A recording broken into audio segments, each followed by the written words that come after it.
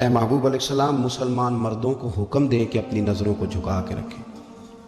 آگے جا کے عورتوں کے لیے بھی کہا کہ مسلمان عورتوں کو بھی حکم دیں کہ اپنی نظروں کو جھکا کے رکھیں۔ یہ جو نظر ہے نا، اللہ کے پیارے رسول علیہ السلام نے فرمایا یہ شیطان کے تیروں میں سے ایک تیر ہے۔ شیطان کے تیروں میں سے ایک ہے۔ یہ تیر جو ہوتا ہے نا، یہ بس نکلتا ہی ہے، دوبارہ واپس نہیں آتا، اور جہاں جاتا ہے جا کے لگ جاتا ہے۔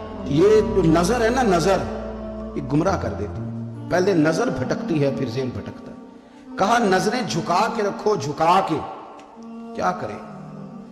مرد کو یہ کہہ دیا جائے نظر جھکا کے رکھ۔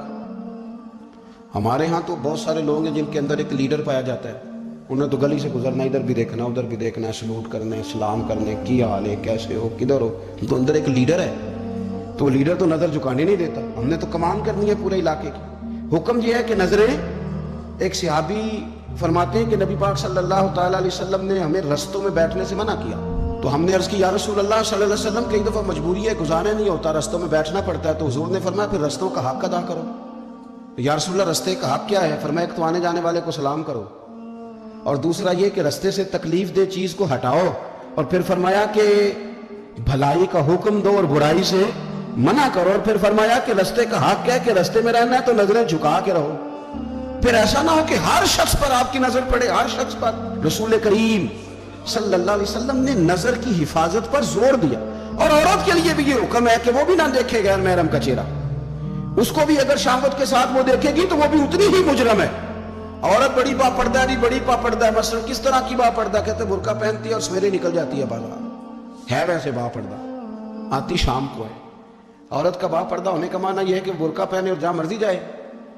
با پردہ ہونے کا معنی تو یہ تھا کہ وہ ضرورت کے سوا گھر سے باہر نہ نکلے، بڑی ضرورت ہو، بڑی ضرورت جو بغیر نکلے کام ہو ہی نہیں سکتا، اس وقت وہ گھر سے باہر جائے گی۔ اب یہ کہ وہ نقاب اوڑھے اور برقعے بھی اللہ خیر کرے، ہمارے بزرگ فرمایا کرتے ہیں اب تو نقاب کو بھی نقاب کی ضرورت ہے، اب تو برقعے کو بھی برقعے کی ضرورت ہے۔ آپ نے وہ سارا فیشن برقعے کے اوپر کرا لیا ہے۔ برقعے کا معنی تو یہ تھا کہ آپ نے اپنے آپ کو چھپانا ہے، کسی کی نظر نہ اٹھے، اور اگر آپ نے برقع ہی اتنا شاندار بنوا لیا کہ ہر عورت کو آپ پوچھ رہے ہیں کہ یہ اس طرح کسی اور نے تو نہیں بنوایا، تو پھر پیچھے بچا کیا؟ تو میرے رسول کریم صلی اللہ تعالیٰ علیہ وسلم نے فرمایا کہ پہلی دفعہ کسی کی کسی جگہ نظر پڑ گئی تو وہ معاف ہے، لیکن حضور نے فرمایا دوسری دفعہ جس نے نظر کی اس نے بالقصد اور بالارادہ کی۔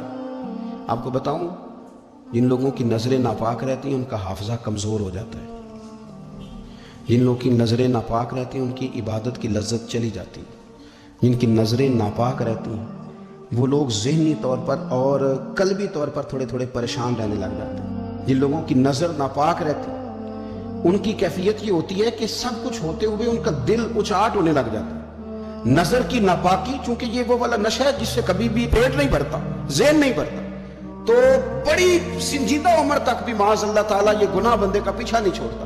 نظر کی صفائی، میرے نبی پاک علیہ السلام نے فرمایا، مسند امام احمد بن حنبل میں کیا خوبصورت لفظ ہے، حضور نے فرمایا تیری نظر اگر کسی جگہ پڑ گئی تو واپس کر لے اور اللہ سے ڈر جا۔